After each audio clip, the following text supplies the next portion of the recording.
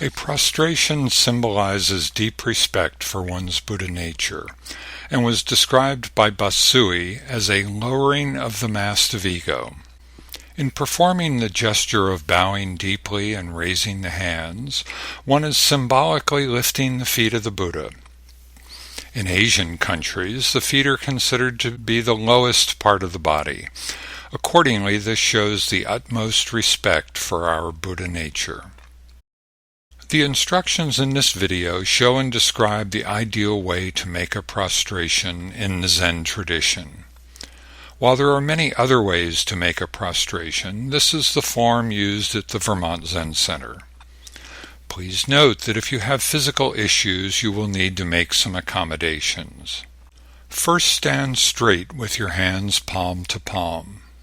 Keeping your hands together in gassho, go down into a kneeling position by flexing your knees but keeping your upper body straight. When your knees touch the ground, take a kneeling position with your buttocks touching your heels. Then lower your upper body by bringing your head towards the floor, keeping your hands palm to palm throughout. As your forehead touches the floor, bring your hands next to your head with your palms facing towards the ceiling and the back of your hands touching the floor. Hands remain in horizontal position as a platform. Your palms should always be facing toward the ceiling. In a dignified way, lift your hands to the level of your ears while keeping your forehead touching the floor. Hands should be elevated horizontally. Lower your hands, keeping the palms up. Then lift your trunk and place your hands palm to palm. When rising, ideally do so without using your hands. Stand as gracefully as possible. However, if you need to use your hands to push up, then as quickly as possible return your hands to the gassho position. Traditionally, only the right hand is used if you need to push yourself up.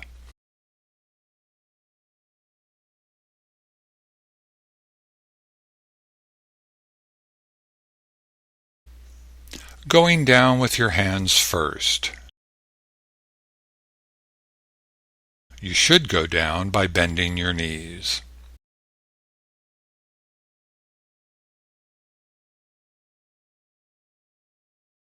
Rear end in the air instead of the buttocks being on the heels or the feet. Buttocks should be ideally touching your heels.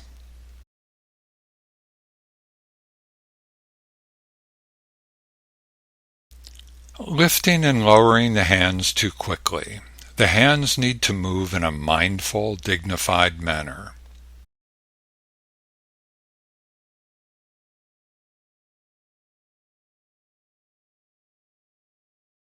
Lifting from the shoulders instead of lifting from the elbows. Shoulders should not move at all.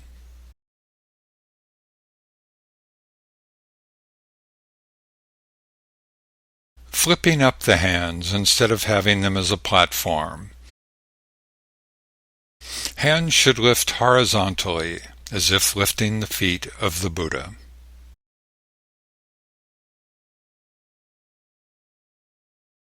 Lifting the hands before the forehead fully touches the floor. The forehead needs to touch firmly on the ground before you lift your hands.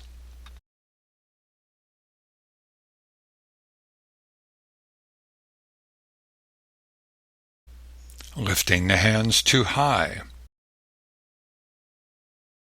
Hands need to be at ear level with the palms flat. Here are some suggestions for keeping the robe out of the way and prevent you from slipping. Fold in your robe as you go down. Fold in your robe as you are kneeling.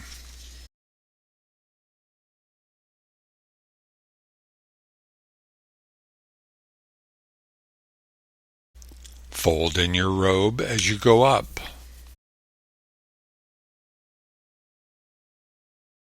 As you move, keep your hands toward the chest in order to keep the Rakusu in place.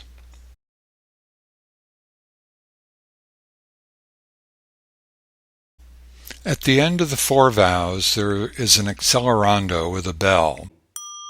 During the accelerando, people can stand up and get ready to do 3 prostrations. Each time the bell is rung, it signals to start a prostration, each time followed by a dead beat.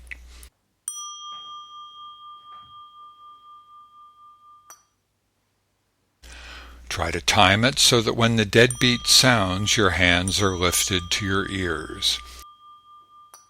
When you hear the dead beat, start getting up.